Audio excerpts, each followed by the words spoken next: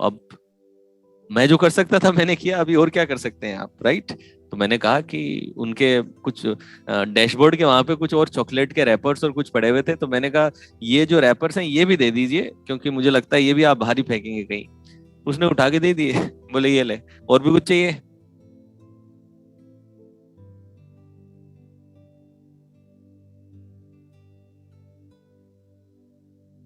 ठीक है, मैंने ले ली। अब उसके बोनेट में ना एक फ्लैग लगा हुआ था, छोटा सा, कई लोग नहीं झंडा लगा कुछ लगा के रखते हैं आइकन अपने उस पे, तो उसने वो फ्लैग से लगा रखा था। तो मैंने सामान तो ले लिया, अब आगे मेरे पास में कुछ था नहीं करने के लिए, तो मैंने सामान ले लिया। मैंने कहा okay, I will put it in the dustbin, ठीक है। तो जाते जाते बस मैंने ये कहा कि ये जो फ्लैग लगा रखा है आपने, ये फ्लैग बड़ा अच्छा लग रहा है इंडिया का आपने, ये लेकर के मैं अपने डस्टबिन में डालने चला गया। तो जो ड्राइविंग सीट पे बैठा था लड़का, वो उतर करके आया, उसने सामान पकड़ा, डस्टबिन में डाला, बोले कि ये बेवकूफ है, इसको छोड़ो आप, यू राइट, और इसको हम समझा देंगे। अब अगर मैं आपसे पहले की बात करूं, तो पहले पता है मैं क्या किया करता था? पहले अगर मैं खुद तो नहीं डालता था, लेकिन अगर आस आजू बाजू में कोई कचरा फेंके ना, तो मैं अपनी ड्राइविंग सीट पे बैठे बैठे अंदर ही उसको गालियां देता था कि ये है पढ़े लिखे गंवार, जो विदेश जाएंगे तो बड़ा सफाई रखेंगे, लेकिन अपने देश में ये रैपर फेंक रहे हैं बाहर। इनकी एजुकेशन और इनकी बड़ी गाड़ियां, इनके पास में इतना कुछ आ गया, लेकिन इनको लखन नहीं आए जरा से भी कि जीवन कैसे जीना है। ये मैं अपनी गाड़ी में बैठा बैठा बस कंप्लेन करता। This is the difference between complaining or blaming about the situation or taking responsibility or ownership to change the situation. Clear है सभी को?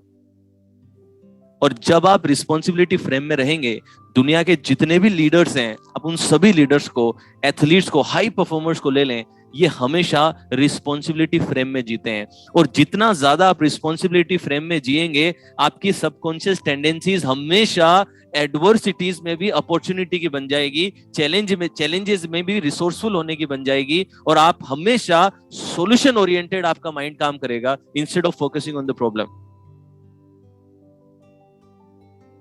एक और सिंपल एग्जांपल में, क्योंकि आप जब हर समय रिस्पॉन्सिबिलिटी फ्रेम में रहेंगे, तो आप एडवर्सिटी को अपॉर्चुनिटी में बदल सकते हैं। जब कोरोना आया, आपको पता है कि लॉकडाउन लॉकडाउन लग गया, फिजिकल गैदरिंग्स बंद हो गई। अब आप जानते हैं कि कोरोना से पहले तो हर घर में, हर फोन में जूम नहीं होता था। हमें याद है, कभी अगर हमें कोई ऑनलाइन प्रोग्राम करना हो ना, तो लोगों को पहले कॉल करके जूम डाउनलोड करवाना पड़ता था। लोगों को समझ नहीं आता था कि जूम कैसे डाउनलोड करना है, जूम होता है क्या, ये नहीं पता था लोगों को, तो इसलिए हम ज्यादातर फिजिकली प्रोग्राम करते थे। अब आप देखें, जब आप फिजिकल प्रोग्राम करते हैं ना, तो आपको 5-5 6-6 महीने तक अलग अलग शहरों में हॉल वगैरह बुक करके रखने पड़ते हैं, डेट दे के रखनी पड़ती है, मार्केटिंग पहले से चालू करके रखनी पड़ती है। तो क्योंकि मैं एक लेवल पे था, तो मेरे एटलीस्ट 5 से 6 शहरों के प्रोग्राम फिक्स थे, पेड वर्कशॉप्स फिक्स दी, जो कि हमें अलग अलग शहरों में लेनी थी। सब ठप, एक साथ 60 to 70 लाख रुपीस का सीधा नुकसान। और पता नहीं कि वापस प्रोग्राम कब चालू होंगे, गैदरिंग कब चालू होगी। आप जानते हैं, गैदरिंग तो बहुत समय तक चालू नहीं अलाउ करी थी उन्होंने, की क्योंकि हम तो ऑडिटोरियम बुक करके हजार हजार लोगों को एक ऑडिटोरियम से बिठाते थे। और यहाँ पे जब खुला,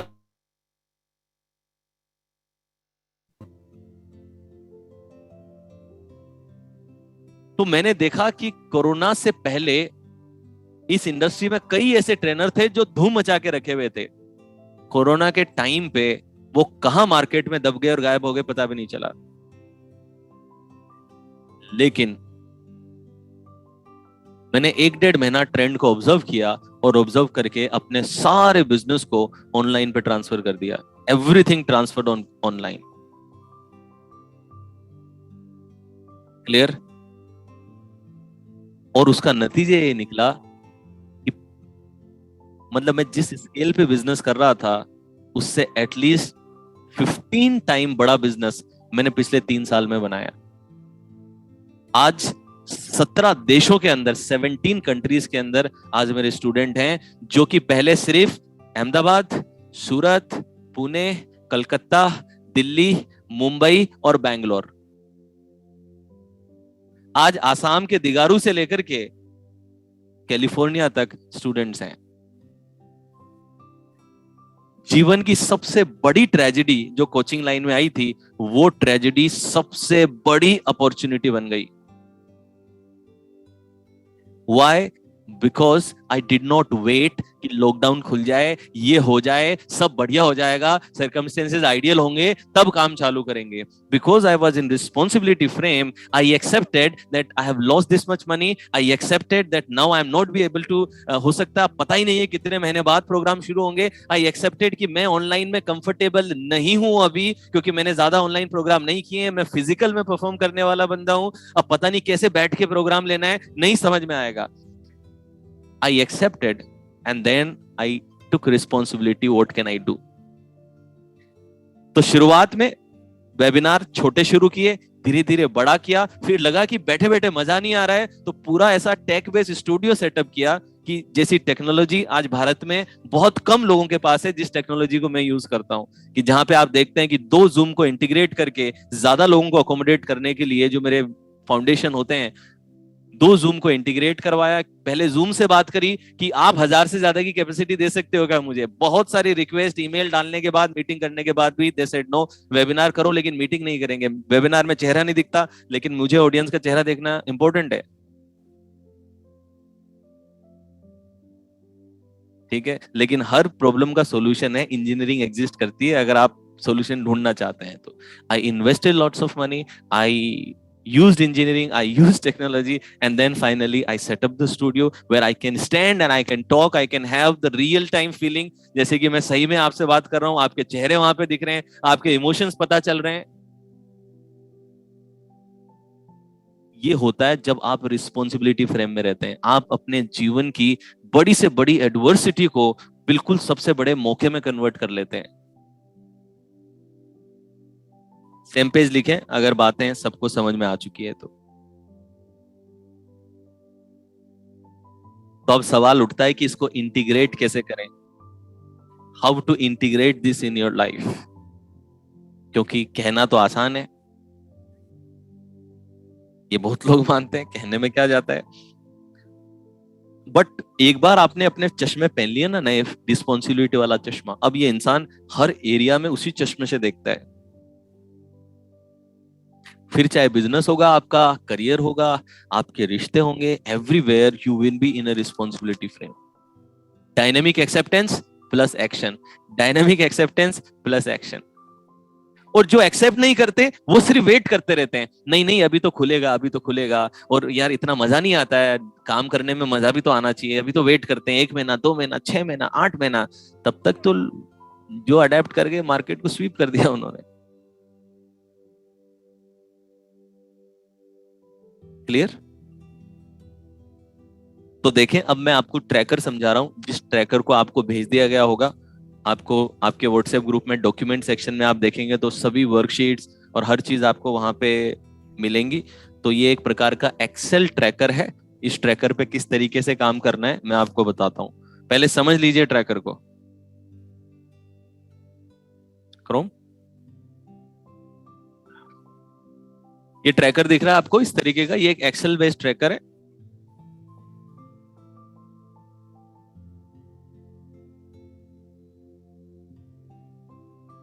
देखिए, ये टोटल 66 डेज का ट्रैकर दिया है आपको, अगले 66 डेज के लिए, ठीक है। डे वाइज, इसमें डे 1 है, डे 1 में यहाँ पे लिखा है सिचुएशन 1, सिचुएशन 2 और सिचुएशन 3। सिचुएशन 1, 2 और 3 में कौन सी सिचुएशन लिखनी है? जो न्यूट्रल लाइन के नीचे की सिचुएशंस हैं। हमारे पूरे दिन में बहुत सारी सिचुएशन ऐसी होती हैं जो अनएक्सपेक्टेड होती हैं। कितने लोग ये मानते हैं? भले ही छोटी सिचुएशन है, मतलब आप अच्छा सा काम करना चाह रहे थे, तभी आपका इंटरनेट चला गया। पता कैसे चलेगा कि आप एक अनएक्सपेक्टेड सिचुएशन में हैं, यानी कि अपनी न्यूट्रल लाइन से नीचे हैं? हमेशा अपनी फीलिंग देख लीजिए उस सिचुएशन में। अगर फीलिंग नेगेटिव बन रही है, अनप्लेजेंट बन रही है, इसका मतलब आप एक्सपेक्टेड लाइन के नीचे हैं। That will become your trigger point two make you aware, ठीक है। तो जब भी पूरे दिन में आपको लगे कि आप एक अनवांटेड इमोशनल स्टेट में हैं या फिर एक अनवांटेड फीलिंग के अंदर हैं, तुरंत उस फीलिंग को ऑब्जर्व करें और एनालाइज करें कि मैं अभी किस सिचुएशन में हूं। तो यहां पे आप क्या करेंगे, अपने ट्रैकर में सिचुएशन, शॉर्ट में, डिटेल में लिखने की जरूरत नहीं है, मैं लिखवा इसलिए रहा हूं, कई बार हमारे जीवन में सिमिलर सिचुएशंस ही बार बार पैदा होती रहती है, कोई बहुत ज्यादा यूनिक सिचुएशन पैदा नहीं होती है, कि जैसे बॉस का चिल्लाना। अब ये आपके करियर में न जाने कितनी बार सिचुएशन आएगी, ट्रैफिक में बंद हो जाना, आर्ग्यूमेंट हो जाना रिश्तों के अंदर, ठीक है। तो कुछ सिचुएशन आप देखेंगे कि सिमिलर हैं, जो बार बार रिपीट हो रही हैं, और हम भी उनको सेम ही तरीके से डील कर रहे हैं। तो अब यहां पे क्या करना है, सिचुएशन वाले कॉलम में क्या, रो में क्या लिखेंगे, उस सिचुएशन को शॉर्ट में लिख देना, डिटेल में नहीं लिखना। और ये आपको जरूरी नहीं कि आपको किसी को पढ़ानी है, कोई उसको समझे, आपने शॉर्ट में लिख दिया कि आज जो एक अनवांटेड सिचुएशन थी, कि जो मेरे बॉस थे बिना किसी मतलब के इन्होंने मुझ पे बहुत ज्यादा चिल्लाया था, ये सिचुएशन हो गई। What was your natural reaction? क्या सिर्फ मेरे बता देने से अब कल से आप सब चीजों में रिस्पॉन्सिबल हो जाएंगे? जी नहीं, अभी आपका पुराना प्रोग्राम ही उसे रन करेगा। तो बॉस ने चिल्लाया और आप बैठ करके अंदर ही अंदर आग बबूल, बाहर तो कुछ नहीं बोलेंगे, यस यस बोलेंगे, अंदर से वॉर छिड़ेगा, अंदर कहेंगे समझता क्या है अपने आप को, ये क्या काम है, इससे बढ़िया मुझे आता है, छोड़ दूंगा कंपनी तो पता चलेगा, ये वो जो भी चल रहा है वो चलने दे। इसी बीच में आपको, जब आप अनवांटेड फील कर रहे हैं, आपको याद आना चाहिए कि आई एम इन अनवांटेड। तो पहले तो लेबल कर लें कि मैं न्यूट्रल लाइन से नीचे हूं, न्यूट्रल लाइन से नीचे हूं, और किस वजह से नीचे हूं, क्योंकि बॉस ने मुझे डांटा। इस एक्सेल में आप लिखते हैं। अगर उस टाइम पे एक्सेल नहीं है, ट्रैकर नहीं है, तो उस टाइम पे सिर्फ मोबाइल में नोट डाउन करके रख लें, या कहीं पे नोट डाउन करके रख लें, और रात को एक साथ बैठ करके इस पूरे ट्रैकर को भर देना एक साथ बैठ के, ऐसा भी आप कर सकते हो, ठीक है। तो आपने उस सिचुएशन लिखी, अपना नेचुरल फ्रेम लिख दिया कि मेरा नेचुरल फ्रेम क्या था, जो भी आपका फ्रेम आया। सपोज आपने लिखा कि मेरा नेचुरल फ्रेम है ब्लेम फ्रेम, कि मैं बॉस को ब्लेम करने लगा, उस पर गुस्सा करने लगा। मेरा नेचुरल फ्रेम क्या था? ब्लेम का था। चूजन फ्रेम, इसकी जगह आपको कौन सा फ्रेम चूज करना चाहिए था? ब्लेम का अपोजिट क्या है? Responsibility frame. या फिर इस सिचुएशन में आप परसेप्शन इज प्रोजेक्शन भी लिख सकते हैं। चोजन फ्रेम मतलब आइडियल फ्रेम कौन सा होना चाहिए था। कहीं कुछ समझ में नहीं आए तो रिस्पॉन्सिबिलिटी फ्रेम तो हर एक का चोजन फ्रेम हो सकता है, राइट। इस सिचुएशन में परसेप्शन इज प्रोजेक्शन भी हो सकता है। अगर मुझे पता है कि मैंने काम अच्छा किया है, और अगर बॉस बायस्ड है, तो ये उसका ओपिनियन है जो मुझ पे डाल रहा है, I don't have to bother about it. Clear? तो एक सिचुएशन डाली। नेचुरल फ्रेम क्या होगा? जिस फ्रेम से आपने एक्चुअली किया उस मोमेंट में, वो हुआ सपोज आपने लिखा blame frame. What should be your chosen frame? इसकी जगह आप अगर रिस्पॉन्सिबिलिटी फ्रेम में आएंगे तो आप कैसे रिएक्ट करते? उसी मोमेंट में आपको ये पूछना है अपने आप से, if I choose to be responsible, how I am going to express. तो अगर रिस्पॉन्सिबिलिटी फ्रेम में होंगे तो आप क्या कहेंगे? First, okay, I am experiencing this negative situation zone, I am experiencing this blame frame, but now what can I do to change this situation? Should I communicate with the boss what I am feeling right now? Is there any need for me to make some correction?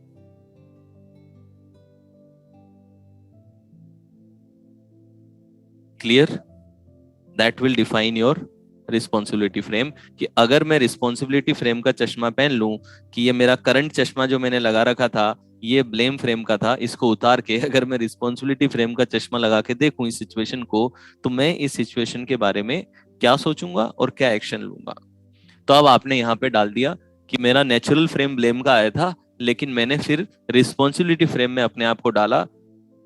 उसके बाद में आप लिखेंगे ease of frame shift. कितना आसानी से आप इस फ्रेम को शिफ्ट कर पाए नेचुरल फ्रेम से चोजन फ्रेम में। ईज, तो ये 1 to 10 में आप क्या नाप रहे हैं? ईज नाप रहे हैं, ईज कि कितना आसानी से। तो यानी कि अगर 10 थी ईज कि मतलब बहुत ही आसान था, अगर 1 थी ईज, ईज अगर 1 है मतलब क्या होगा? बहुत मुश्किल था। और कई बार पता होगा ये आपका मन ही नहीं करेगा, आप इतना गुस्से में होंगे, इतना रिएक्टिव स्टेट में होंगे, इतने कंपल्सिव होंगे, कहेंगे भाड़ में जाए एनएलपी, भाड़ में जाए ट्रैकर, इस आदमी का तो मुंह ही तोड़ना है मुझे बस। तो यानी कि ये ई जीरो है इसके अंदर, आप जीरो ईज के अंदर हैं, कोई दिक्कत नहीं है। आप बस ट्रैकर में डाल दें कि मेरा नेचुरल फ्रेम ब्लेम फ्रेम था, चोजन फ्रेम मेरा नॉट एप्लीकेबल, मैं ले ही नहीं पाया, और मेरी जो ईज थी वो जीरो की थी। क्लियर? लेकिन मजे की बात पता क्या है, जब आप रोज और कोई भी तीन सिचुएशन, तो एक सपोज ऑफिस में आ गई, एक आपके घर में आ गई, और एक आपकी रास्ते में आ गई, मान लीजिए तीन चार पार्ट में अपने एनवायरनमेंट को डिवाइड कर लीजिए कि मेरे घर में अलग अलग सिचुएशन पैदा होती हैं, ऑफिस के एनवायरनमेंट में अलग अलग सिचुएशन पैदा होती हैं, और घर से जब आप ऑफिस आते हैं तो इस बैच में और एक दो सिचुएशन पैदा होगी। तो तीनों चारों एरिया में से एक एक सिचुएशन एक दिन की ले लेनी है और नोट डाउन करना है, और बस इस ट्रैकर को भरना है। लास्ट पार्ट है how it made you feel. ये जो आपने चेंज किया कि आप नेचुरल फ्रेम से चोजन फ्रेम में आए, इसने आपको कैसा महसूस करवाया। यू वुड फील कि जब भी आप इसको कर पाएंगे, अंदर से बहुत अच्छी फीलिंग आएगी, एक secure, comfortable, excitement, ease, stillness, calm, self esteem, proud की फीलिंग भी आ सकती है कि I am proud of myself that I am transforming. Momentum की फीलिंग आ सकती है, you can feel momentum as well कि आई एम ग्रोइंग। हैप्पीनेस आ सकती है। ठीक है, तो अपनी फीलिंग भी लिखनी है यहाँ पे कि क्या आपने महसूस किया जब आप ये ट्रांजिशन कर पाए, तो आपके साथ क्या क्या होगा, ध्यान दीजिएगा। अभी तो आप आपके जो नेचुरल फ्रेम है, ज्यादातर वही फ्रेम सिचुएशंस में आएंगे। मेरे बता देने से वो पुराना फ्रेम चेंज नहीं हो गया है। पुराना फ्रेम चेंज होगा जब आप इस ट्रैकर को रोज भरने लगेंगे, उसके बाद में थोड़े समय में ये एक्सरसाइज आपके लिए बड़ी मस्त होने लगेगी और आपको ज्यादा बढ़िया मजा आने लगेगा। तो शुरुआत में बता दूं आपको कि क्या होगा। शुरुआत में ज्यादातर सिचुएशन में आप अपने नेचुरल रिएक्शन को देंगे जो अभी चलता है, और आपको ना तो ये ट्रैकर याद आएगा, ना आपको एनएलपी याद आएगी, ना आपको वाईएसआर याद आएगा, कुछ याद नहीं आएगा। लेकिन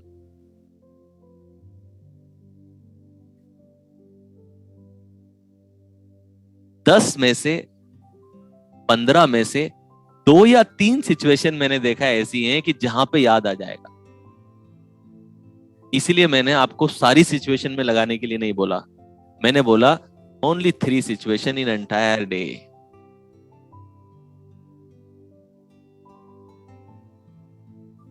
एरिया भी डिवाइड कर लें, टाइम भी कर लें, morning time, afternoon time, evening time, अपने स्लॉट बना ले दिमाग के अंदर, ताकि आपका ब्रेन ज्यादा वॉचफुल रहे सिचुएशंस को लेकर के। सिचुएशंस कौन सी? Unwanted situations. अनवांटेड सिचुएशंस कौन सी हैं? जहां पे फीलिंग अनवांटेड है उस मोमेंट में। तो यही आपका एंकर रहेगा। आपकी जब भी अनवांटेड फीलिंग में, एंगर में, डिसअपॉइंटमेंट में, फ्रस्ट्रेशन में, लोनलीनेस में, डिप्रेशन में, अकेलेपन में, जब भी एंजाइटी में, जब भी अनवांटेड फीलिंग में है, उस अनवांटेड फीलिंग के टाइम पे aware, become aware and describe your situation and put कि अभी आप इसको कौन से फ्रेम से डील कर रहे हैं। ब्लेम फ्रेम से डील कर रहे हैं, एक्सक्यूज फ्रेम से डील कर रहे हैं। तो मुझे वीडियो बनाना था, अभी भी वीडियो नहीं बनाया मैंने, अंदर कैसे करूं, ये तो लगता नहीं कि होगा। ये चल रहा है, अनवांटेड फीलिंग चल रही है अंदर तुरंत कि मुझे वीडियो बनाना है।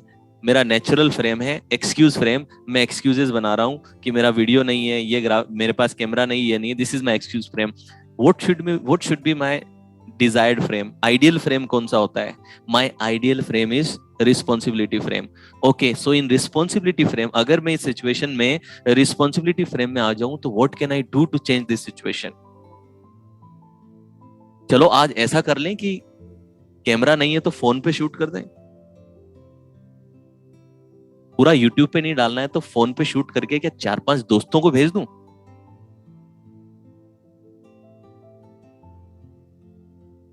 क्लियर? नाउ अगला स्टेप कि कितना इजीली आप ये ट्रांजिशन कर लिए। तो आंसर आया सपोज 10। ईज लेवल अगर 10 है तो 10 का मतलब है कि जरा भी टाइम नहीं लगा, इमीडिएटली मैंने शिफ्ट कर दिया रिस्पॉन्सिबिलिटी फ्रेम में। कोई रेजिस्टेंस नहीं था, कुछ भी मुझे रोक नहीं रहा था, और मैं बड़ा एफर्टलेसली शिफ्ट कर पाया। That is level 10, effortless natural shift. 5 का मतलब थोड़ा अपने आप को समझाना पड़ा कि सही में ऐसा होता है क्या, वर्क करेगा क्या, ऐसे सोचने से क्या हो जाएगा, लेकिन फिर भी खुद अपने आप को समझाना पड़ा बहुत, लेकिन एंड में कर लिया। तो आपने लिख दिया ईज 5 थी, 4 थी, जो भी आपको महसूस होता है वो। देन जब मैंने शिफ्ट किया उसके बाद में how it made me feel, इसने मुझे कैसा महसूस कराया।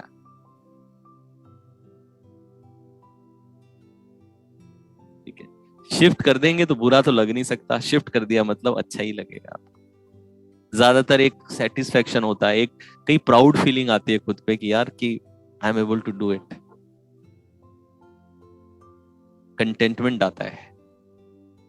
अब वो जो कंटेंटमेंट आया ना, अब वो आपको और याद करने में मदद करेगा। And what you will see कि पहले दिन 3 सिचुएशन मुश्किल से याद आएंगी, दूसरे दिन थोड़ी आसानी से याद आएंगी, तीसरे दिन आप देखेंगे कि 3 की जगह 5-6 सिचुएशन में आपका दिमाग अपने आप ही फ्रेम बदलने लगेगा। 15-20 दिन जब हो जाएंगे तब आप देखेंगे कि ऑलमोस्ट एवरी सिचुएशन में भले ही रिस्पॉन्स वही आ रहा है, एंगर का आ रहा है, लेकिन रिस्पॉन्स के टाइम पे आपको अवेयरनेस है कि हाँ ये मेरा गलत फ्रेम है, अभी गलत चश्मे से देख रहा हूं मैं।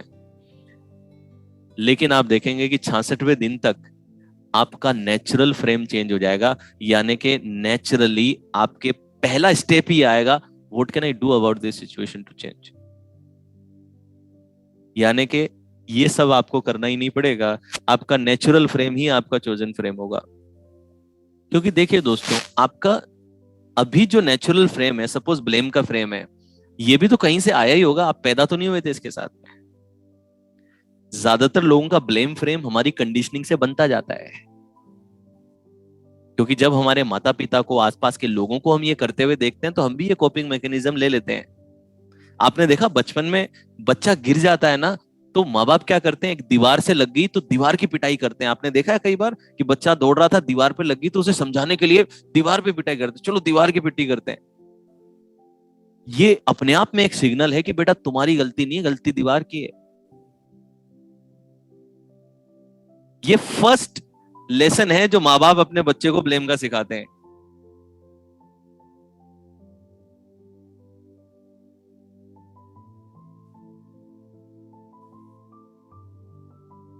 क्लियर है जी?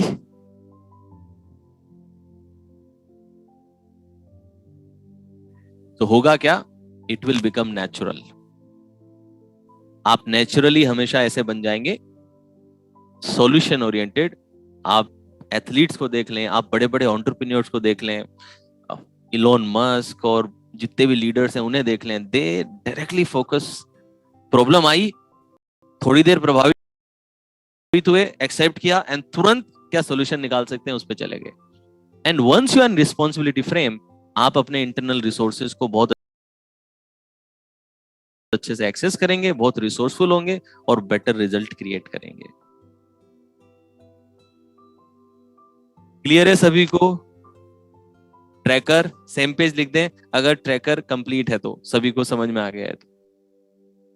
हेल्थ रिलेटेड में body mind are one system करें कि नेचुरली आप नेगेटिव सोच रहे हैं अपनी हेल्थ के बारे में, लिखें कि अभी मैं कौन से फ्रेम में हूं, ब्लेम और एक्सक्यूज फ्रेम में हूं। Body mind are one system frame में होना चाहिए मुझे, यानी कि मैं अपने विचारों को अभी पॉजिटिव करके अपने शरीर में अच्छे सिग्नल्स दे सकता हूं। तो क्या एफर्मेशंस मैं अभी कर सकता हूं? क्या इस पर्टिकुलर डिजीज के लिए कोई पर्टिकुलर मेडिटेशन या कोई प्रॉपर एफर्मेशन है मेरे पास में, जो मैं करके राइट मैसेजेस पास ऑन करना शुरू करूं? क्लियर? तो एनी अनवांटेड सिचुएशन यहां पे लिखी, जैसे मैंने एग्जांपल दे दिया कि बॉस ने चिल्लाया था, मैंने रिएक्शन ब्लेम फ्रेम में दिया, चोजन फ्रॉम रिस्पॉन्सिबिलिटी का होना चाहिए, मैं कितनी आसानी से कर पाया, 6-7 ईज थी मेरी, मैं इजीली याद आ गया मुझे कि फ्रेम बदलना है, और इसके बाद में मुझे बड़ा अच्छा फीलिंग हुआ। कोई सिचुएशन 2 आ गई, कि सपोज कोई नुकसान लग गया, बिजनेस में कोई लॉस लग गया, ठीक है, बिजनेस में लॉस लगा, या फिर कोई प्रोडक्ट सेल कर रहे थे, क्लाइंट ने खरीदा नहीं, अब ये क्लाइंट को कोच रहा है कि ये क्लाइंट में समझ नहीं है, मेच्योरिटी नहीं है, कैसा है ये, इसको जरूरत है फिर भी नहीं समझता है। ये सब आप कर रहे हैं, नेचुरल फ्रेम आपने ब्लेम का डाल दिया। यहाँ पे क्या डालना है, रिस्पॉन्सिबिलिटी फ्रेम डालना है। रिस्पॉन्सिबिलिटी फ्रेम मतलब क्या है, you need to change your communication. Maybe आपको और दूसरे तरीके से बेनिफिट्स बताने होंगे, मे बी कम्युनिकेशन को और बेटर करना होगा, मे बी और कुछ ऑब्जेक्शन हैंडलिंग करनी होगी आपको, तो रिस्पॉन्सिबिलिटी फ्रेम में आए, ईज बता दें, ठीक है। वन एग्जाम्पल एक नाथ, ये सारे example back to back example ही तो दे रहा हूँ, और क्या कर रहा हूँ। मजे तो नहीं ले रहे मेरे। मतलब जिस टाइम पे एग्जाम्पल दे रहा हूँ उसी टाइम पे लिख रहे हैं कि example.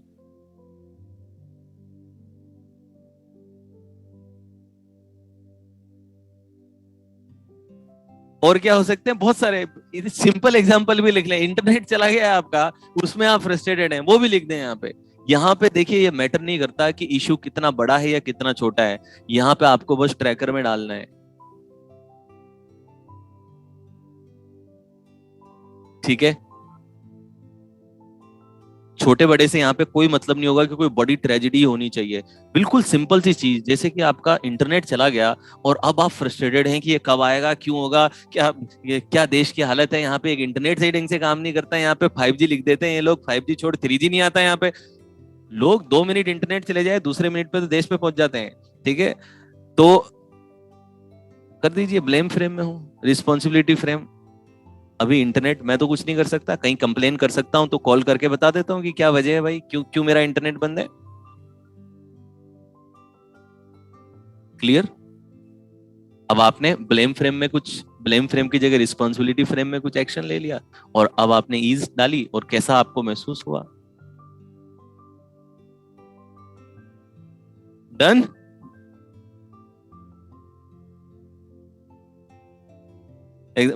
If your made hasn't turn up, हाँ देखिए, ये तो लेडीज के लिए तो परफेक्ट एग्जाम्पल है ये।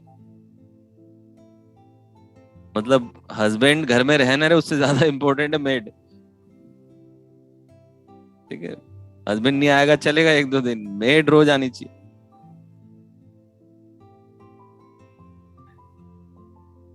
तो देखिए, ये ट्रैकर जब आप सिक्स, ट्रैकर क्या है basically, tracker is to program your awareness and then generate a new choice.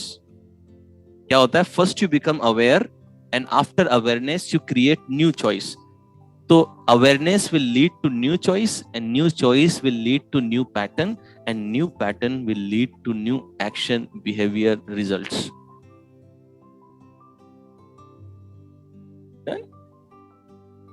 Result versus excuse का भी एग्जांपल दिया था मैंने कि यूट्यूब पे वीडियो बनाना है, सपोज किताब लिखनी है, और आप कह रहे हैं, सपोज एक और बता देता हूँ, चलो जिम जाना है आपको, ठीक है, और आप कह रहे हैं कि यार मेरे घर से जिम तो 10 किलोमीटर दूर है, आसपास तो कोई जिम भी नहीं है, तो ये 10 किलोमीटर दूर जाना या 6 किलोमीटर दूर जाना और एक्सरसाइज करना will be very difficult for me. तो अभी कहाँ है आप, एक्सक्यूज फ्रेम के अंदर है। What could be the responsibility frame. आपका एम क्या है, वेट लूज करना है, तो जिम जाने से थोड़ी लूज होता है, आप योगा कीजिए या घर पे ट्रेनर बुला करके घर पे शुरू कीजिए, मे बी वॉक और रनिंग से शुरू कीजिए आप। जो आपके पास में इमीडिएट रिसोर्सेज अवेलेबल हैं उसमें मैं क्या कर सकता हूँ, उससे करता हूँ मैं। Then how it made you feel, जब आपने रिस्पॉन्सिबिलिटी फ्रेम में इस सिचुएशन को देखा, तो कितना इजीली आप देख पाए, और लास्ट में कितना, क्या महसूस हुआ आपको जब ये आपने शिफ्ट किया।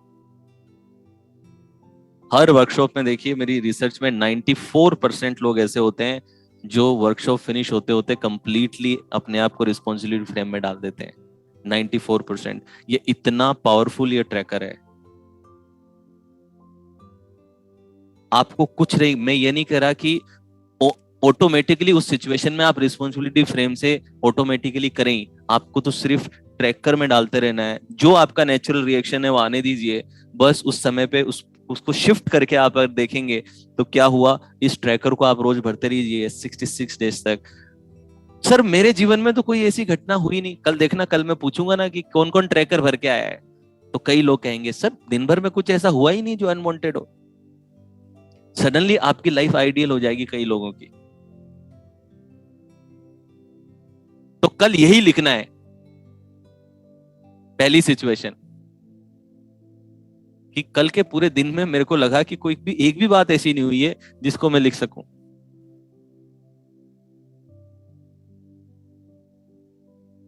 और मैं तो कहता हूं कि सही में नहीं हुई, कोई बात नहीं, पॉजिटिव सिचुएशन लिख दीजिए, ठीक है, कि कल बॉस ने ये कहा था, लेकिन फिर भी मेरा नेचुरल फ्रेम जो था वो परसेप्शन इज प्रोजेक्शन का था। तो नेचुरल फ्रेम भी perception is projection, chosen frame is perception is projection, ease में 10 और फीलिंग में 7th क्लाउड, वो भी लिख दीजिए। मगर ट्रैकर भरना है, आपके कोई नेगेटिव नहीं आ रही, आप पॉजिटिव सिचुएशन डालिए, लेकिन ट्रैकर में रोज डालना है आपको अगले 66 डेज तक।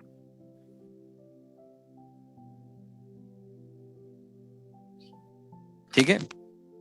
But sir what about we react before we think, I react fast. हाँ तो मैंने कब कहा रिएक्ट कर दीजिए ना, गुस्सा कर लीजिए। मैंने कब कहा, मैंने तो यही कहा ना कि जैसा नेचुरली रिएक्ट करें, मैंने कहाँ कहा कि चेंज कीजिए, रिएक्ट कर दीजिए। लेकिन जब रिएक्शन चल रहा हो उस प्रोसेस में याद रखने का प्रयास करें कि मैं अभी कौन से फ्रेम से ऑपरेट कर रहा हूं। थोड़ी देर में तो पता चलेगा, शुरू तो हो जाएगा गुस्सा, लेकिन थोड़ी देर में 1 मिनट बाद या 2 मिनट बाद पता चलेगा कि नहीं चलेगा कि क्या कर रहे थे। ठीक है, तो जब याद आ जाए उस टाइम पे फिल करें। यही मैं आपको कह रहा हूं कि शुरुआत में ज्यादातर को याद नहीं आएगा, शुरुआत में आपका नेचुरल रिएक्शन ब्लेम एक्सक्यूज इन्हीं सब चीजों का रहेगा। बट विथ टाइम ये बदलने लगेगा, और आपका ये ट्रैकर जब पूरा भरने लगेगा तब तक तो आप देखेंगे कि आप बहुत ज्यादा रिस्पॉन्सिबिलिटी फ्रेम में रहने लगेंगे, और आपका ऑटोमेटिक रिस्पॉन्स रिस्पॉन्सिबिलिटी का होगा, परसेप्शन इज प्रोजेक्शन का होगा, बॉडी माइंड सिस्टम 1 का होगा, और आपकी जो ईज है वो 10 पे जाने लगेगी, और जो फीलिंग है वो बहुत ही अमेजिंग। ध्यान रखिएगा कि इंसान के साथ सबसे बुरी चीज ये होती है कि जब वो अपनी नजर में गिरने लगता है, और सबसे अच्छी चीज वो होती है कि जब वो अपनी नजर में उठने लगता है। जब आप इस ट्रैकर को रोज भरेंगे और जितनी बार उस फीलिंग को फीड करेंगे, आप देखेंगे कि आप अपनी नजर में आपकी जो इज्जत है वो बढ़ने लगेगी। जितना ज्यादा आप अपने किए हुए प्रोमिस को कीप करते हैं, उतना ज्यादा आप अपनी इज्जत बढ़ने लगती है अपनी नजर में। डन। तो सेम पेज लिख दीजिए अगर बात समझ में आ चुकी है। टीम को एवरीडे सबमिट नहीं करना है, आप 7 दिन के अंदर आपको ईमेल आईडी वो देंगे, उस पर आप सबमिट कर सकते हैं एवरी 7 डे। ठीक है, बाकी क्लासेस में मैं पूछता रहूंगा कि आप क्या कर रहे हैं।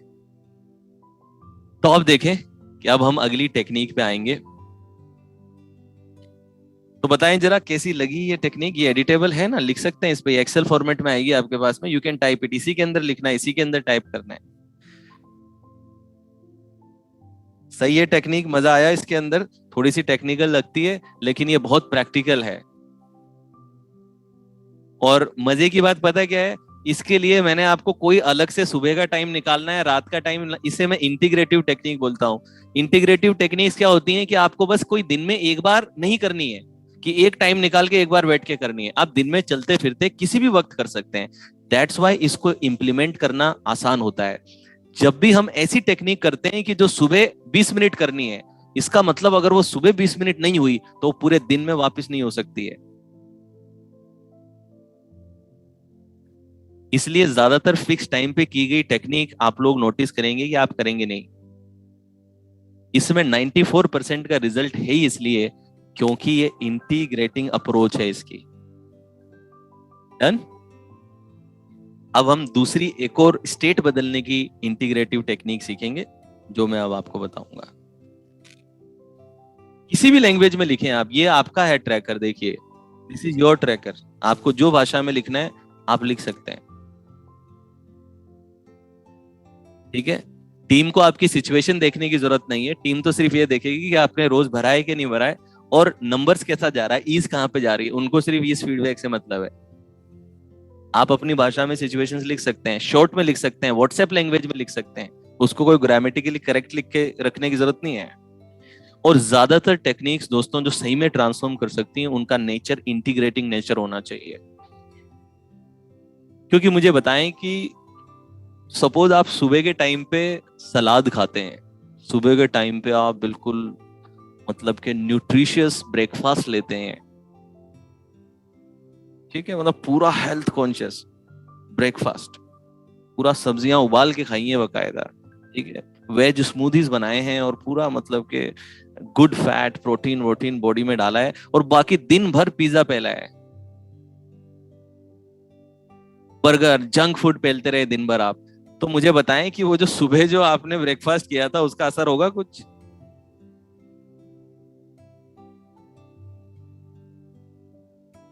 इसी वजह से ऐसी एक्सरसाइजेज ज्यादातर लोगों के जीवन में काम नहीं करती हैं।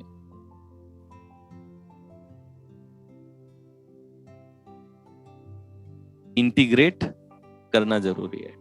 डन। तो चलें आगे देखते हैं। टीम जरा चेक करें ये व्यू ओनली फॉर्मेट में कैसे है। हो जाएगा जो भी है, चिंता मत कीजिए, दे विल हेल्प यू।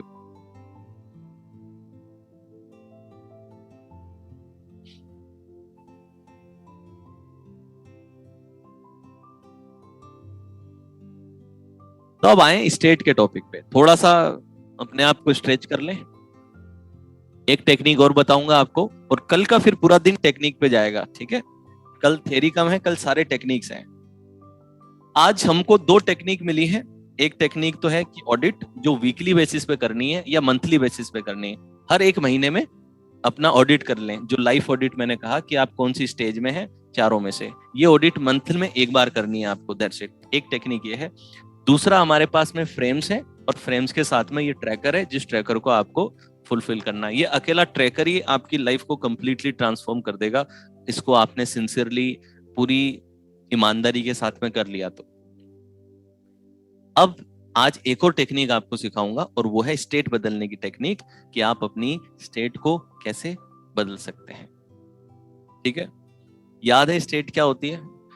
थोड़ा पानी पी लीजिए, थोड़ा अपने आप को रीसेट कर लीजिए, ताकि हम स्टेट का टॉपिक प्रॉपरली पढ़ सकें।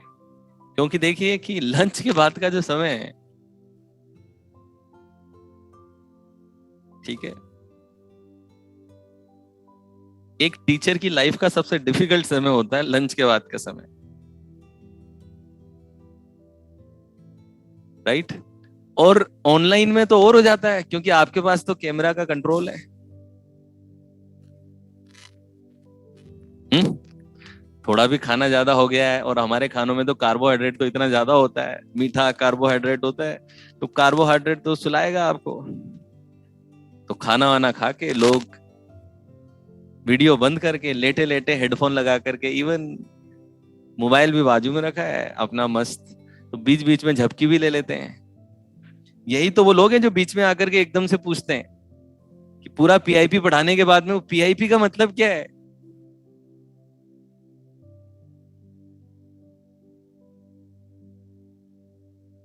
तो अब आए स्टेट पे। किस किस को स्टेट पता है? याद है कि स्टेट क्या होती है? किस किस को याद है? Resourceful state,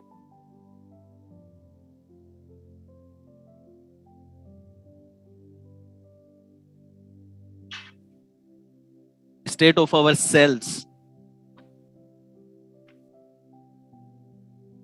don't remember? चलिए अभी स्टेट का हल्का सा थ्योरी आपको रिमाइंड करा देता हूं, और फिर आप लोगों को ब्रेकआउट रूम में भेजूंगा, थोड़ा और ब्रेनस्टॉर्मिंग कीजिए, राइट। फ्रेम्स पे थोड़ी ब्रेनस्टॉर्मिंग और करेंगे तो आपको थोड़ा और आइडिया लगेगा।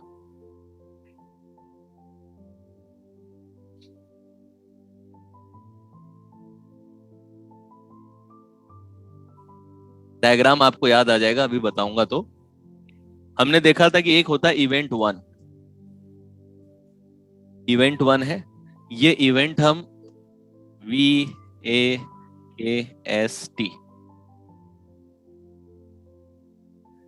ये हमारे सेंसेस है 5। किसी ने अगर फाउंडेशन अटेंड नहीं करी है और वो डायरेक्टली इसमें आया है, तो मैं आपको बता दूं कि V का मतलब विजुअल होता है, A का मतलब ऑडियो आपके कान, K का मतलब टच स्किन, S का मतलब स्मेल नोज, T का मतलब टेस्ट। तो आपकी लाइफ में जो भी इवेंट्स होते हैं, उन इवेंट्स को आप अपने सेंसेस के जरिए कैप्चर करते हैं, डेटा को कैप्चर करते हैं, और कैप्चर करने के बाद में एक प्रोसेस होता है DDG। याद है फुल फॉर्म DDG का? मैंने बताया था क्या होता है, कौन बताएगा? चैट बॉक्स में लिखें। डीडीजी का मतलब क्या बताया था? देखें जरा कौन कितना ध्यान से सुनता है। डिलीट, डिस्टॉर्ट, डिस्ट्रॉय नहीं, delete, distort and generalise. Deletion, distortion and generalisation, ये अभी बताऊंगा आपको, वहां पे मैं ज्यादा नहीं बात की थी आपसे, लेकिन अभी इसको एक्सप्लेन कर दूंगा आपको। हम डिलीट कर देते हैं कुछ डेटा, कुछ डिस्टॉर्ट कर देते हैं और कुछ जनरलाइज कर देते हैं। डिलीशन का मतलब उसमें कुछ घटा देना, डिस्टोर्शन का मतलब उसको तोड़ मरोड़ देना, जनरलाइजेशन का मतलब उसमें कुछ अपना जोड़ देना। ये डिलीशन, डिस्टोर्शन और जनरलाइजेशन करने के बाद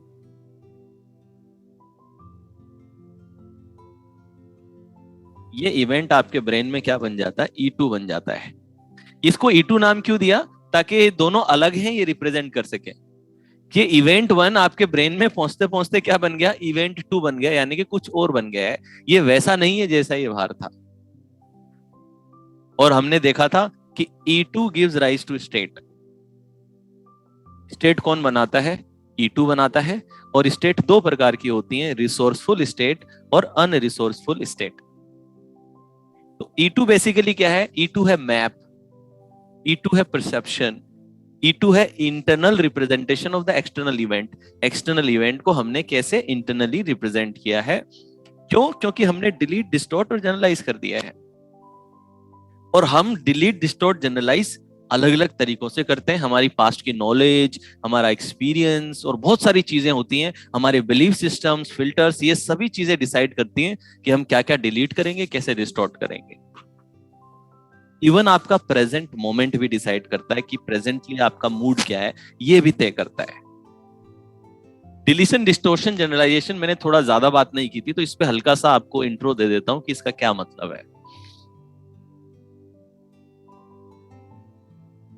आप लोग अभी फिलहाल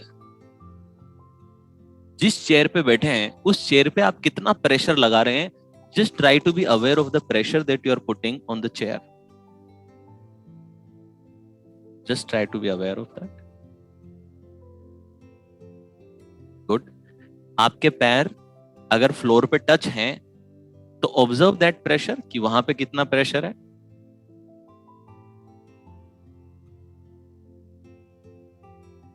क्या?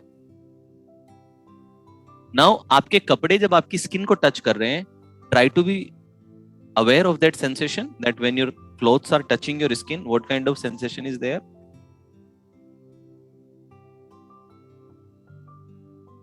किया?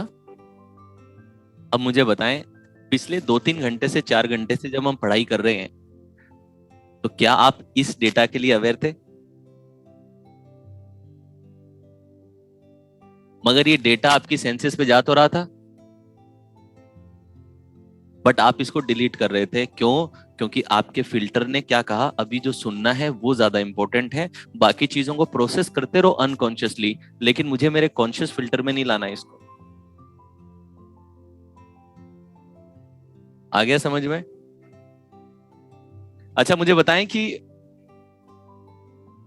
मैथमेटिक्स में कौन बढ़िया है यहां पे, बताइए। चलिए आपको एक एक्सरसाइज लेते हैं आपकी। Who is good in mathematics? जिसकी मैथ्स बड़ी बढ़िया है, रेज योर हैंड और थोड़ा वेव करें जिनकी मैथ्स बहुत बढ़िया है। अच्छा, बढ़िया मैथ्स का मतलब है कि आप प्लस माइनस कर लेते हैं,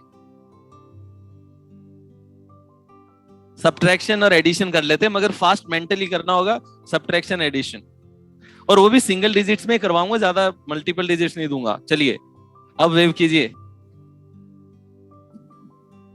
जो एडिशन सब्ट्रैक्शन फास्ट कर लेते हैं, कर लेते हैं। चलो यहां से मुझे स्क्रीन पे मैं देखता हूं और किसी को अनम्यूट करता हूं। कीजिए, हाथ वेव करते रहिए जरा, so that I can take somebody. कौन है, कौन है, कौन आएगा? चलिए संध्या भारद्वाज जी, चलिए अनम्यूट करें संध्या आप। Hello. Yes Sandhya. Good afternoon, sir. I'll try my best. Let's maths बढ़िया है ना आपकी? प्लस माइनस कर लेते हो ना आप? कर ले- कर लेते हैं, बाकी भी अपना अपना करते रहे, कोई दिक्कत नहीं है। तो संध्या मैं आपसे इसमें प्लस माइनस पे लेकर के चलूंगा, ठीक है? पूरा फोकस करना है और थोड़ा फास्ट चलना है, ठीक है? Okay, fine. यस बोल दें अगर आप ठीक हैं तो। चलिए डन। Yes. तो इमेजिन करें कि एक बस है जिसको आप ड्राइव कर रही हैं और उसमें 52 पैसेंजर्स हैं। Okay. ये बस एक स्टॉप पे रुकी और उस स्टॉप पे 4 पैसेंजर नीचे उतर गए और 2 पैसेंजर ऊपर चढ़ गए।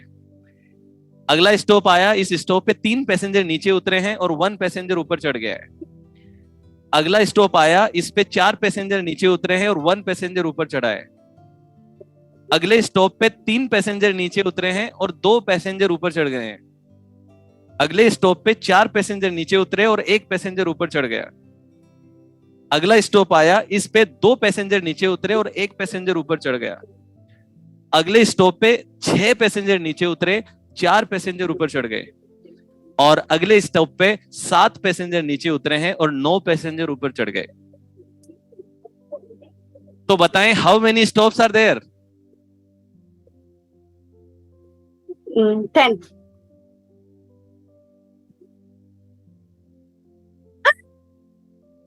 अब देखे सब लोग क्या कर रहे थे, कितना बचा। मैंने बोला था कि मैं एंड में ये पूछूंगा कि कितना बचेगा। क्यों कर रहे थे?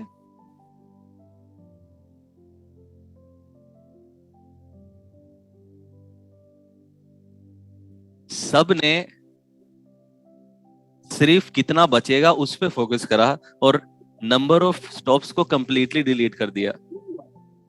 बिकॉज यू अज्यूम्ड कि मैं तो प्लस माइनस करवा रहा हूं तो एंड में कुछ पूछूंगा, जबकि मैंने कहा थोड़ी था। चलिए संध्या मान लेते हैं कि टोटल 10 स्टॉप थे और लास्ट में 40 पैसेंजर एंड में बचे थे। तो बताएं Fine.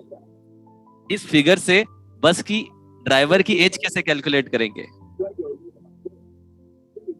इसका तो कोई रिलेशन है नहीं आपस में। Relation not, yeah. No not related, right. So what is your age? वैसे पूछना नहीं चाहिए, आपकी एज क्या है संध्या? 30. तो यही तो ड्राइवर की एज है। मैंने पहला स्टेटमेंट बोला था सब। Because I'm driving.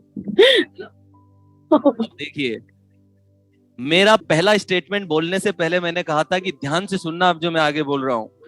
स्टिल उन्होंने इस बात को डिलीट कर दिया that you are driving a bus. क्यों? क्योंकि मैंने उनके अटेंशन को मिसगाइड किया। नंबर मैथमेटिक्स प्लस माइनस, तो उनका दिमाग एक्टिव हुआ 52 सुनते ही। 52 से पहले मैंने जो भी बोला उनके दिमाग ने डिलीट कर दिया। अब इसकी एप्लीकेशन को समझें आप। ये पॉइंट हमने बड़ा लाइटली लिया है मगर ये पॉइंट बेहद इंपॉर्टेंट है। क्यों इंपॉर्टेंट है देखें। म्यूट कर लीजिए वापस संध्या। इंपॉर्टेंट है ये पॉइंट, क्यों इसको समझें कि जो आपके इंटरनल फोकस में इंपॉर्टेंट हो जाता है, आपका ब्रेन वही प्रकार की चीजों को बाहर खोजता है, बाकी सबको डिलीट करने लगता है। This process is called RAS, reticular activation system.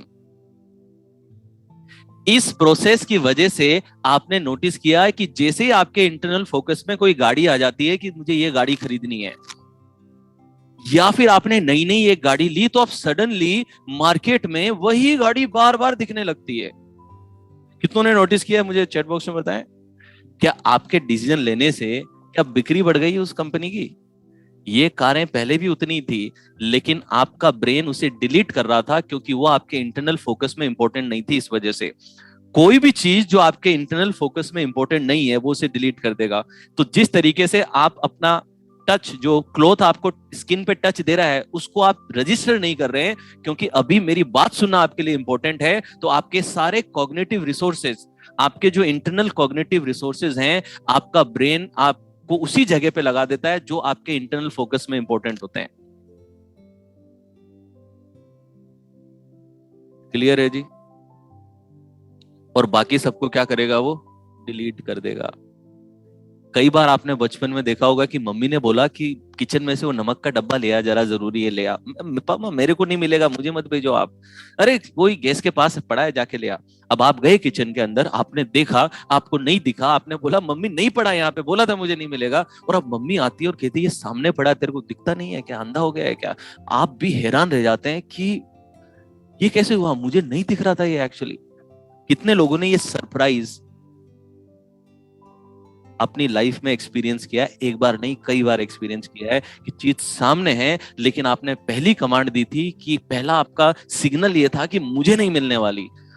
तो आपका brain consciously reticular activation system के जरिए वो आपके आंखों में पड़ तो रही है, लेकिन वो आपकी कॉन्शियस मेमोरी में ले नहीं रहा, उसको डिलीट कर दे रहा है। अब अगर आप complain, criticism, excuses, blame, disappointment, problems, what is lacking in my life, इस पे ही अगर आपका इंटरनल फोकस है तो you will completely delete the opportunities. आप अपॉर्चुनिटीज होने के बावजूद भी उन्हें देख ही नहीं पाएंगे, आपकी आंखों के सामने से निकल जाएगी। क्लियर है जी? इसलिए अपने इंटरनल फोकस में उन चीजों को रखना बहुत जरूरी है जो आप चाहते हैं, उन चीजों को नहीं जो आप नहीं चाहते। डिलीशन क्लियर है आप लोगों को? अब आए डिस्टोर्शन कैसे करते हैं हम। डिस्टोर्शन का मतलब है तोड़ मरोड़ देना रियलिटी को, इवेंट को तोड़ मरोड़ करके उसको एक नया ढांचा दे देना। तो डिस्टोर्शन का मतलब होता है कि हुआ तो एक्स है और आपने इसको बना दिया वाई है। एक्स को वाई बना देना, ये कहते हैं डिस्टोर्शन। और हमारी जिंदगियों में डिस्टोर्शन भरा पड़ा है, हम रोज न जाने क्या क्या डिस्टोर्शन करते हैं। और रिश्तों में तो, रिलेशनशिप और कम्युनिकेशन में तो इतना डिस्टोर्शन है कि कोई लिमिट नहीं है उसकी।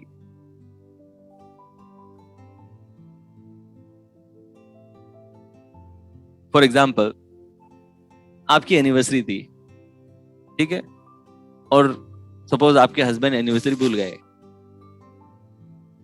आपने पूरा टेस्ट लिया कि देखूं जरा इसको याद रहती है कि नहीं रहती है। सुबह हो गई, दोपहर हो गई, कुछ पता नहीं, शाम को बंदा घर लौटा। अब इसकी थोड़ी सी रिमांड लगी कि अब तुम मुझसे प्यार नहीं करते, रिश्ते की शुरुआत में तो तुम्हें बड़ा याद रहता था, 5 साल हुए नहीं शादी को, तुम भूल गए, अब मुझसे प्यार नहीं करते, तुम्हें एनिवर्सरी तक याद नहीं रहती। तो अब ये देखिए डिस्टोर्शन है।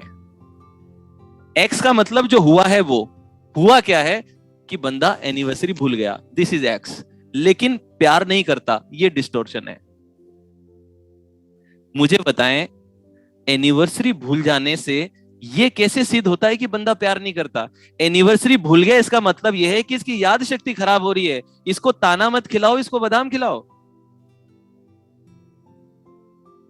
तो अगली बार याद रहेगी इसको। यस और नो? कोई बंदा कुछ भूलता है तो इससे ये कैसे साबित होता है कि वो प्यार नहीं करता? हाउ? लेकिन सर वो ऑफिस में फ्रेंड है, उसका तो रहता है। तो फिर आप सही हैं, फिर कोई डिस्टोर्शन नहीं। किसी और का रहता है और आपका नहीं रहता तो फिर प्रॉब्लम है, अदरवाइज डिस्टोर्शन है। किसी को आपने, सिंपल बातें बता रहा हूं, किसी को आपने व्हाट्सएप कर दिया, उसका ग्रीन टिक आ गया, उसने रिप्लाई नहीं दिया, this person does not respect me, I am not his priority. Now उसने रिप्लाई नहीं दिया, ये एक्स है, लेकिन आप प्रायोरिटी नहीं है, ये डिस्टोर्शन है।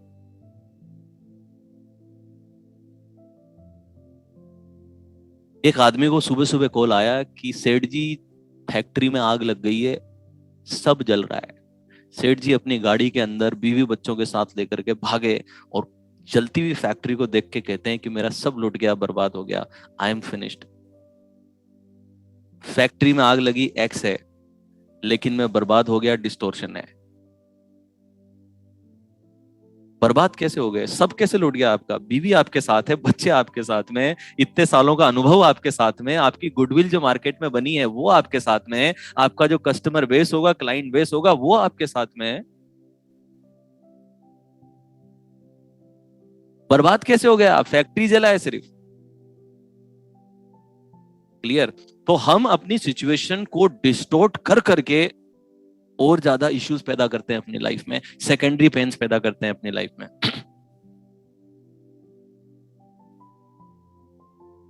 How do you take that situation as it is?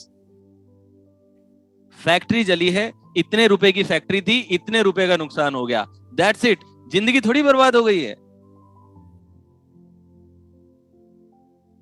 This is called without distortion, taking things as it is.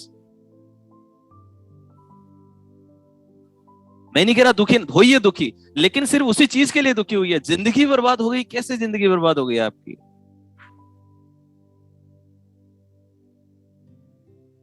Clear? तो आप जितना ज्यादा डिस्टोर्शन हटाते रहेंगे, आपके जीवन में और ज्यादा क्लैरिटी आएगी और बेटर कम्युनिकेशंस पैदा होंगे आपकी लाइफ में।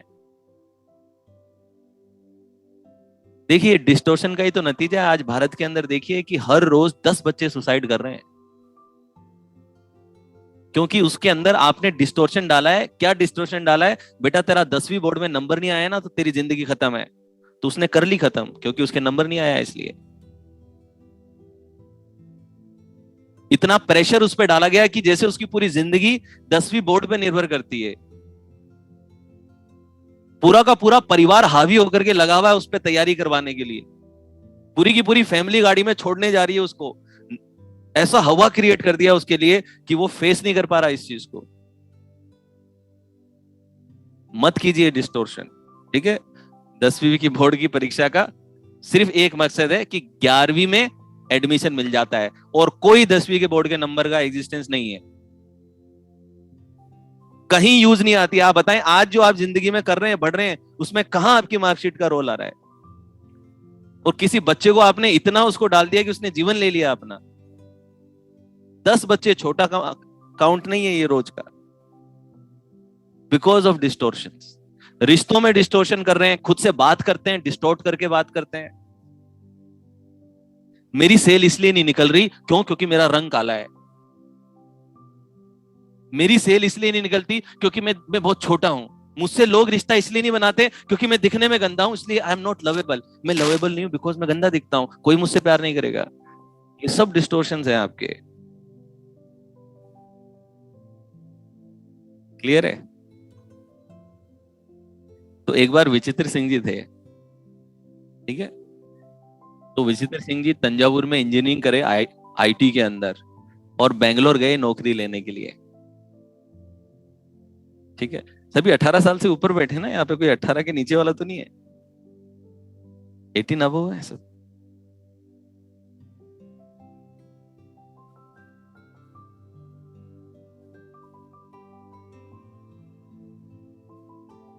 नहीं, वैसे 18 जैसा इसमें कुछ है नहीं, लेकिन डिस्टोर्शन देखिएगा कि क्या हो सकता है। आप बैठ सकते हैं, कोई दिक्कत नहीं है। मगर डिस्टोर्शन का देखिए कि विचित्र सिंह जी एक डिस्टोर्शन की ट्रिप पे जाने वाले हैं अभी। अब ये तंजावुर छोटे शहर से आया है, ये इंजीनियरिंग की इसने पढ़ाई कर ली है। अब सोचें ये बैंगलोर जैसी सिटी में चला गया है, वहां पे इसको नौकरी चाहिए क्योंकि तंजावुर में नौकरी नहीं है। तो अब ये एक बड़ी कंपनी में, कॉर्पोरेट कंपनी में चला गया इंटरव्यू देने के लिए। तो उसको एक फॉर्म दे दिया कि भाई जी पहले आप, विचित्र सिंह जी, फॉर्म भरते हैं पहले। अब इंग्लिश में थोड़ा सा हाथ कच्चा भी है इसका, तो अब इसने फॉर्म भरना चालू किया, ठीक है? अब ये फॉर्म भर रहा है, नाम, number, email, date of birth, ये सब भर दिया इसने। अब अगला पॉइंट आया जिस पे लिखा था सेक्स। आप जानते हैं पहले फॉर्म्स में सेक्स का मतलब था आपको जेंडर क्या है वो बताना है, लेकिन इसका डिस्टोर्शन हो गया। जैसे इसने ये शब्द लिखा हुआ देखा, इसने कहा कि मैं तो बेंगलोर वालों को प्रोफेशनल समझता था, तमीज वाला समझता था, ये लोग पर्सनल सवाल पूछ रहे हैं मेरे से। बहुत ही बेकार लोग हैं ये। एक नौकरी के अंदर why should I tell them this is personal information. बड़ा गुस्सा आया, बड़ा अनकंफर्टेबल हो गया। एक बार को तो लगा कि फॉर्म फाड़ के फेंक दूं, नहीं चाहिए नौकरी। लेकिन फिर एकदम से दिमाग में आया Thanjavur no job, Bangalore job, तो उसने लिख दिया यस। अब उसके नीचे लिखा था how much do you expect. Question था सैलरी के लिए, ठीक है? अब आप देखिए, जब जिंदगी में डिस्टोर्शन करते हैं तो एक डिस्टोर्शन दूसरे पे ले जाता है, दूसरा तीसरे पे ले जाता है, तीसरा चौथे पे ले जाता है। तो अब तो विचित्र सिंह जी का पारा बिल्कुल चढ़ गया। अब तो इन्हें लगा कि यार ये तो बहुत पर्सनल सवाल पूछ लिया। ये मैं बेंगलोर वालों का तमीजदार कॉर्पोरेट कल्चर वाला समझता था, प्रोफेशनल समझता था, एंड ये तो पूरी इज्जत ही उतार रहे हैं मेरी। बड़ा गुस्सा आया कि फिर फाड़ के फेंक दूं, लेकिन तभी दिमाग में आया Thanjavur no job, Bangalore job, तो लिख दिया 4 टाइम्स अ वीक। ऐसा लिख करके शर्माते हुए अपना फॉर्म लेकर के गया, तो रिसेप्शन पे एक लेडी बैठी थी जो ये फॉर्म पढ़ के जोर जोर से हंसने लगी, जैसे आप में से कई लोग हंस रहे हैं। उसे हंसता हुआ देख करके बड़ा उसे अजीब लगा, और उसने पूछा कि क्यों हंस रहे हैं आप? तो लेडी कहती है कि विथित Singh ji, sex means male और फीमेल। अब आप समझ सकते हैं वो तो अलग टेंजेंट पे चल रहा था। जैसे ही उसने सेक्स मीन्स मेल और फीमेल बोला, अब उसने मन में कहा, oh my god, now they are asking me preference.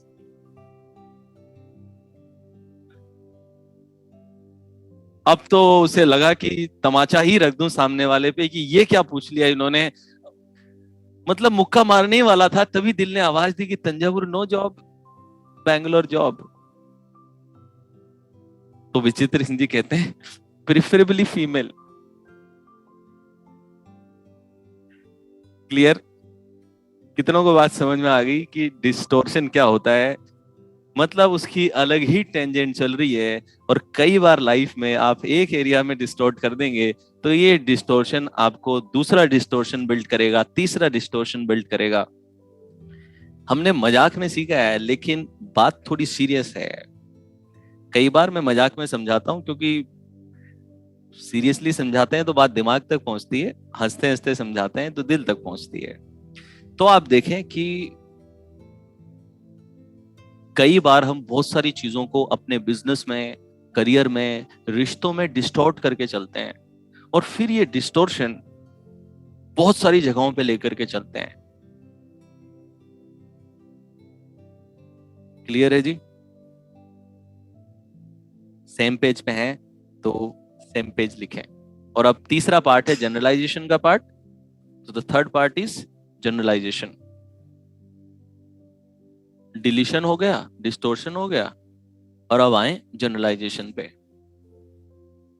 Generalisation क्या है? जनरलाइजेशन का मतलब है एक या दो इवेंट को लेकर के पूरा कंक्लूजन बना देना किसी चीज के बारे में। Again this is also our regular habit. 2 bar business में फेल हुए, जनरलाइज कर दिया, business is not my cup of T, business मेरे बस का नहीं। 2 बार मैथ्स में नंबर कम आ गए, maths is not my cup of T. एक बार किसी ने प्यार में धोखा दे दिया, जी प्यार व्यार कुछ नहीं होता, सब मतलब ये दुनिया, ये देवदास बन गया अंदर से, ठीक है।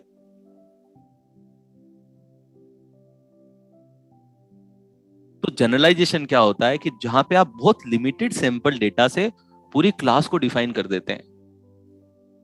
आप देखते हैं हम लोगों की मान्यताएं, दुनिया को लेकर मान्यताएं, अमेरिकन ऐसे होते हैं, सिंधी ऐसे होते हैं, बनिए ऐसे होते हैं, गुजराती ऐसे होते हैं, मारवाड़ी ऐसे होते हैं। इससे पूछो कितने अमेरिकन से मिला है भाई? नहीं, वो नेटफ्लिक्स पे एक सीरीज देखी थी बस। इसने नेटफ्लिक्स पे एक सीरीज देख करके पूरे देश का कैरेक्टर जज कर दिया है। मुश्किल से 10 सिंधियों से जिंदगी में मिला नहीं है, पूरा सिंधी क्लास को डिफाइन कर दिया है इसने।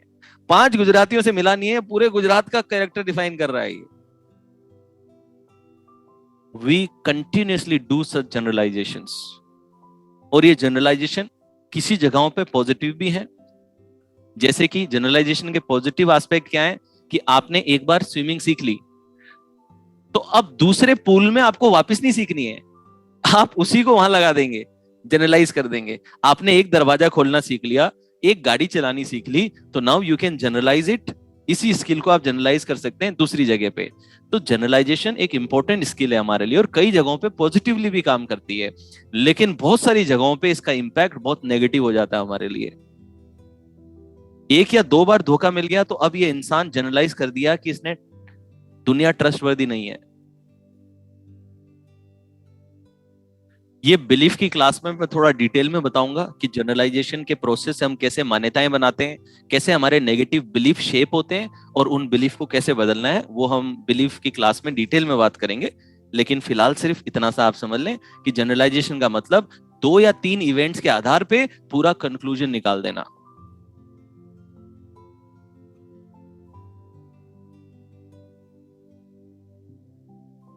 डन? तो अब सवाल आता है कि स्टेट को कैसे बदलें। ये सब चीजें तो, इन सब चीजों को हम बाद में करेंगे, लेकिन अभी हमारा काम है स्टेट को कैसे बदलें। तो स्टेट को बदलने के लिए 2 टेक्निक होती हैं। एक मैं अभी आपको सिखा देता हूँ, ठीक है। मैंने कहा था 15-20 मिनट हमेशा एक्स्ट्रा चला करेंगे, तो ये क्लास में 4:30 पे एंड कर दूंगा आप लोगों के लिए, 4:30 बजे एंड कर लेंगे, ठीक है। तो जिनको अगर थकान हो रही है तो अभी बता दूं ताकि थोड़ा मोटिवेशन आ जाए।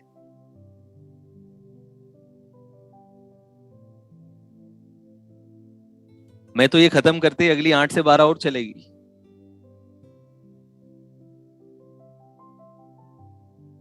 पर मेरा तो ये रोज का काम है, आपका रोज का काम पढ़ने का नहीं है, राइट। और यहाँ खड़े होकर के बोलना थोड़ा इजियर जॉब होता है, बैठ करके सुनना थोड़ा डिफिकल्ट। तो अब देखें कि स्टेट दो प्रकार की हैं, दो टाइप्स ऑफ स्टेट होती हैं स्टेट को चेंज करने के तरीके।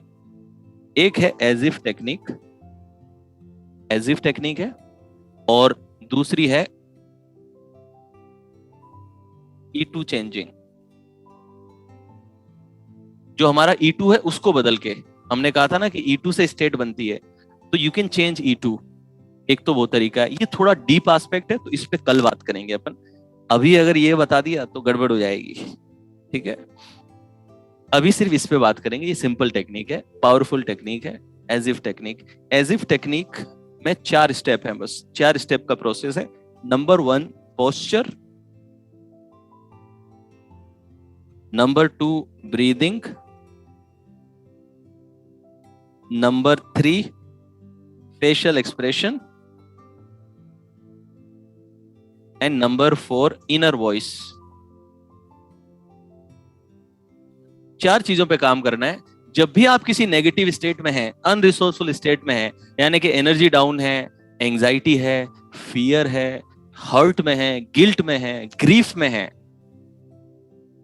जितनी भी अनरिसोर्सफुल स्टेट्स हैं, उन सभी अनरिसोर्सफुल स्टेट्स में तो आप इस एक्सरसाइज को फियर में लगा सकते हैं, एंगर में लगा सकते हैं। लिख लीजिए कहां कहां आप यूज कर सकते हैं। Fear, anger, hurt, guilt, grief, anxiety.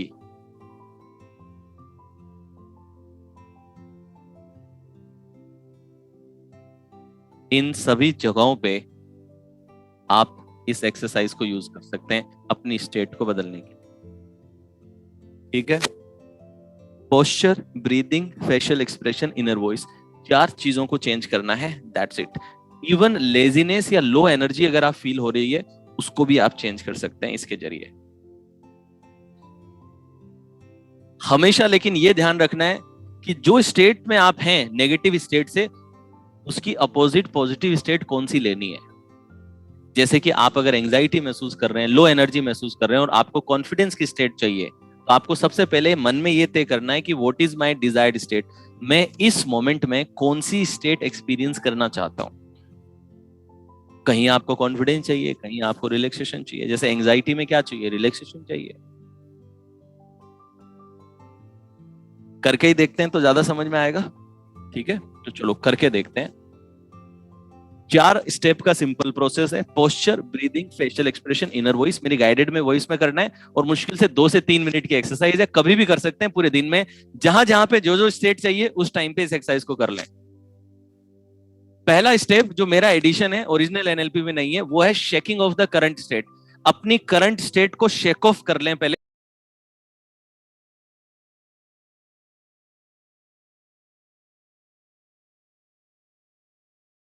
ताकि आप न्यूट्रलाइज हो जाएं। तो अगर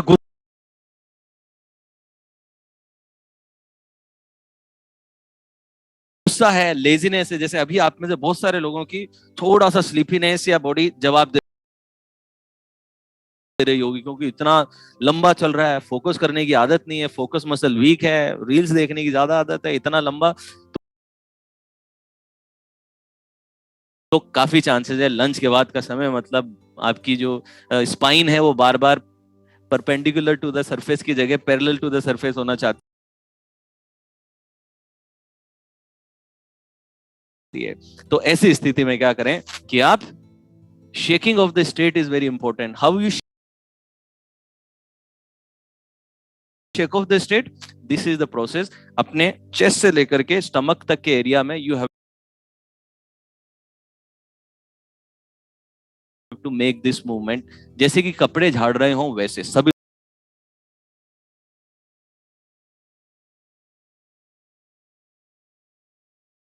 लोग करना चालू करें। अपनी करंट स्टेट को हम पहले शेक ऑफ करेंगे। फास्ट मूवमेंट करना है, जितना फास्ट आप कर सकते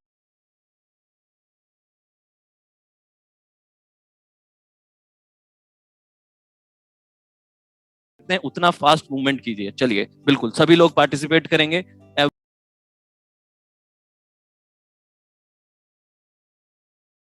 एवरीबडी हैज टू पार्टिसिपेट। कुछ लोग नहीं कर रहे हैं, वाई?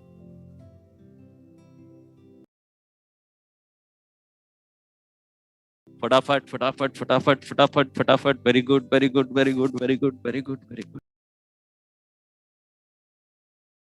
Very good.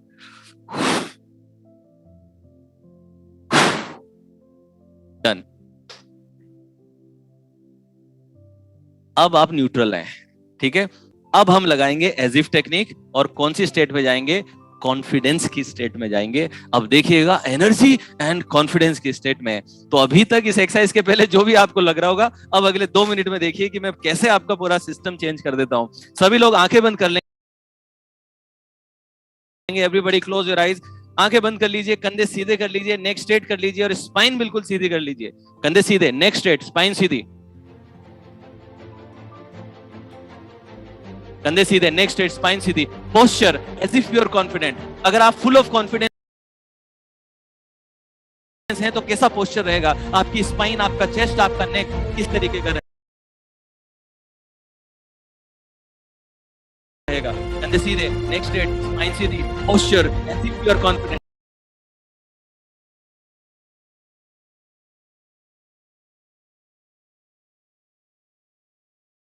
अपने पोस्चर को ऐसा बनाएं जैसे कि आप कॉन्फिडेंस में हैं। अपनी स्पाइन की position as if you are confident. अपना chest as if you are confident. अपनी neck as if you are confident.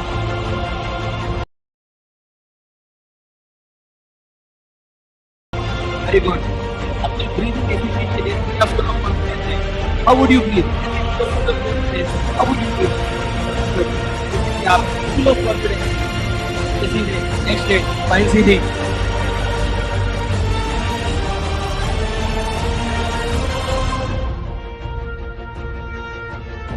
Just keep doing it. And they see the next state, spine सीधी।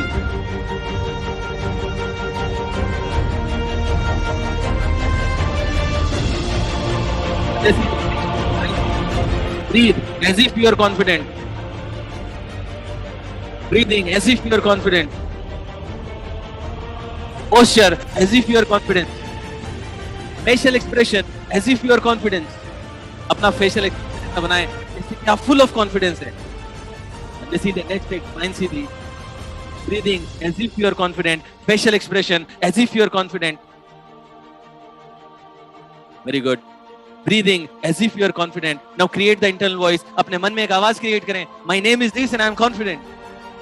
अपने मन में एक आवाज क्रिएट करें। My name is this and I am confident. My name is this and I am confident. सीधे, next state, spine Sidhi. Facial expression as if you are confident. Breathing as if you are confident. Inner voice. My name is this and I am confident.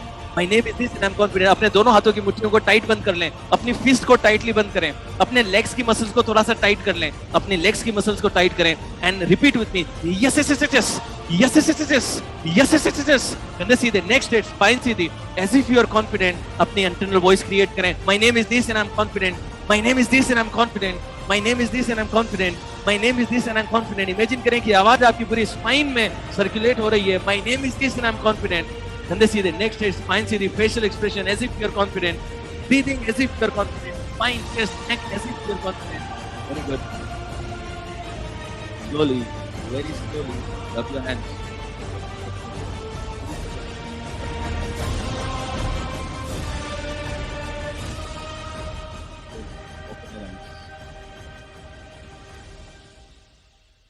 Let me know in the chat box, how was your experience?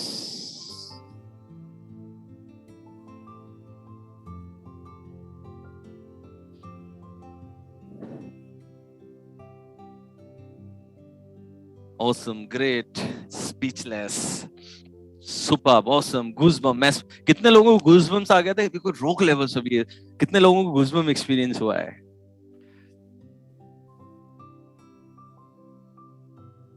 क्या लगा? अब देखिएगा अगले 1-1.5 घंटे तक आपकी energy कहीं नहीं जाने वाली, पूरी बॉडी में एनर्जी का सोर्स अब आ चुका है। वो जो नींद थी, सब कुछ अब साइड में है।